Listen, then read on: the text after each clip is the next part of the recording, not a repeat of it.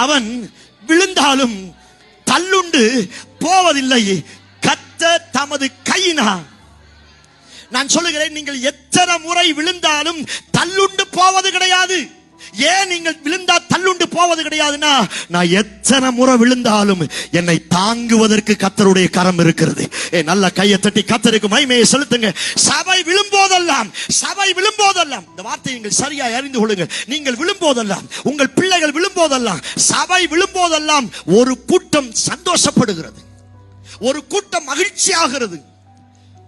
ஆனா அந்த டைம்ல எந்த கூட்டம் மகிழ்ச்சி ஆகிறதோ, எந்த கூட்டம் சந்தோஷம் அடைகிறதோ, அந்த மூஞ்சில கரிய பூசுற அளவுக்கு அவர்களுக்கு முன்னாடி கர்த்தர் என்னை தாங்கி, கர்த்தர் என்னை தூக்கி அதே இடத்துல என்னை நிறுப்புகிறார்.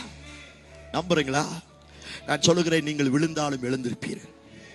நீங்க எதுல விழுந்தாலும் சரி, அல்லது உங்க குடும்பத்தில் யார் விழுந்தாலும் சரி, நீங்கள் நம்புங்க, இந்த மாதம் முடிவதற்குள்ள கர்த்தர் என்னை திரும்ப எழுப்பிக்க போகிறார். எத்தனை பேர் ஆமென் சொல்றீங்க?